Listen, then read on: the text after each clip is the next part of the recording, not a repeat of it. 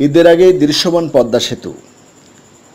ঈদে ঘরমুখ মানুষ পদ্মা সেতুর দৃশ্যমান বাস্তবতা দেখতে পাবেন এমন প্রত্যাশা নিয়ে সেতুর ওপর স্প্যান বসানোর প্রস্তুতি চলছে প্রদমে। এ লক্ষ্যে দ্রুতগতিতে এগিয়ে চলছে বহুল প্রত্যাশিত বহুমুখী পদ্মা সেতু প্রকল্পের কাজ।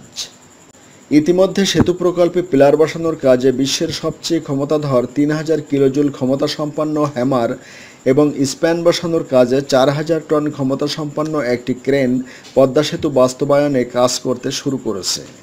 এ পর্যন্ত পদ্মা সেতু প্রকল্পের কাজ শেষ হয়েছে ৪২.৫%। পদ্মা সেতু প্রকল্প পরিচালক শফিকুল ইসলাম এমন তথ্য জানিয়ে বাংলাদেশ প্রতিদিনকে বলেন, সবকিছু ঠিক থাকলে রমজানের শেষের দিকে অর্থাৎ ঈদের আগেই পিলারের ওপর বসানো হবে স্প্যান, আর তখনই দৃশ্যমান হবে স্বপ্নের পদ্মা সেতুর নির্মাণ কার্যক্রম। তবে কবে সেদিন তা এখনও ঠিক করা হয়নি। চেষ্টা চলছে ঈদের আগেই যে কোনো দিন স্প্যান বসানোর। তবে বিষয়টি নির্ভর করছে আবহাওয়া, নদীর গতি প্রকৃতির ওপরও।